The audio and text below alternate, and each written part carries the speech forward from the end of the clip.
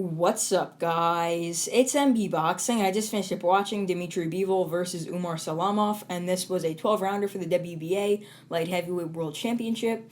And this fight was Saturday, December 11th, from the KRK Uralets in Ekaterinburg, Russia. And this fight was broadcasted on the Zone. And in this fight, Dmitry Bivol was able to get a wide, unanimous decision victory over Umar Salamov.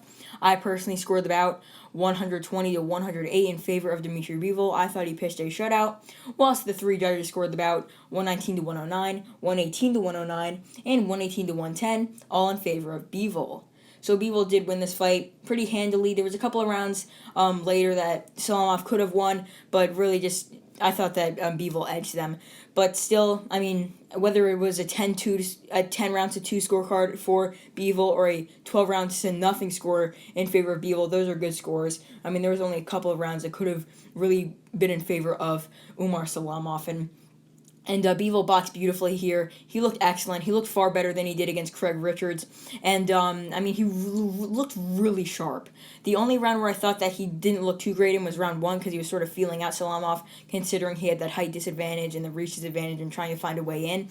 But then, once the second round started, he really started to outwork Salamov and really used that jab. And just every time the jab would land, Salamov would grimace because his face was starting to get red, swollen. I believe his right eye at the end of the fight was nearly shut. I mean, he was just getting caught with that jab left and right, and he was getting hit with right hooks, or should I say left hooks and right hands down the pipe. I mean, he was really getting hit a lot in this fight, and Bivol looked very sharp. He was bouncing on his feet a bit more than usual.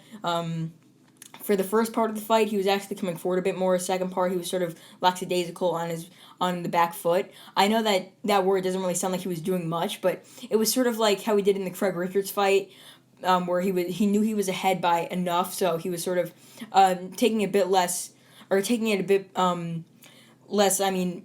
aggressive, I guess you could say, because he wasn't really throwing as many punches. His output was slow or lower, so he wasn't really taking it as serious as the rounds were going on because he knew he was ahead by a wide margin, which he was.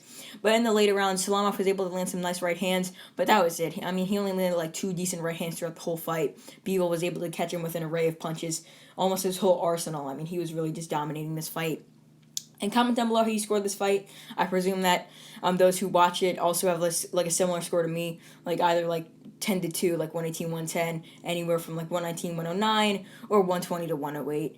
So, I mean, it was really just a wide decision for Bivol. Bivol really handily beat Salamov, and this was a good win for him. He beat another top 15 contender, but now I want to see him fight a different fighter, probably someone in the top 10 in the division, and yeah, let me just get into that now. Like, what is next for Dmitry Bivol? So I think that he could fight a lot of guys. He could fight the winner of Artur Beterbiev versus Marcus Brown, which in the end, if he fights the winner of that, we could see a 3-belt light heavyweight champion, and then possibly could fight the winner of Joe Smith Jr. versus Callum Johnson. And I know the winner of that fight has been speculated to fight most likely Anthony Yarde, so he could fight Anthony Yarde versus the winner of, or he could fight the winner of Anthony Yarde versus the winner of Callum Johnson versus Joe Smith Jr., someone like that. I really just want to see Bivol fight one of the champions or someone in the top 5, top 10 in the weight class, even the winner of like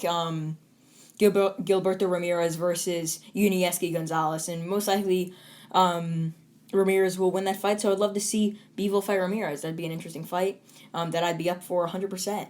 But for Umar Salamov, what is next for him? I honestly don't know. He'll probably go back to Russia, take on a decent top 40, top 35 level fighter. I think he's around that level, like top 25, top 30 in the weight class. Or that's the level that he's really comfortable with beating, I should say, because he's really like a top 20, top 15 heavy or light heavyweight. And he was even ranked that going into this fight by BoxRec.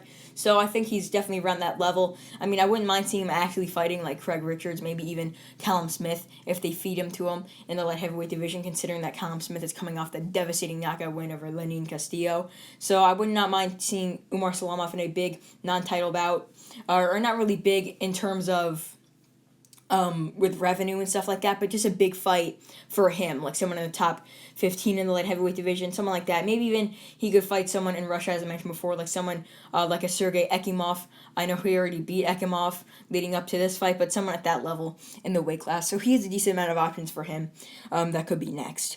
So overall, Dmitry Bivol defeats Umar Salamov by unanimous decision to once again defend his WBA light heavyweight world title. And yeah, that's really it. I'm MB Boxing. Thanks for watching, and I'll see you guys later.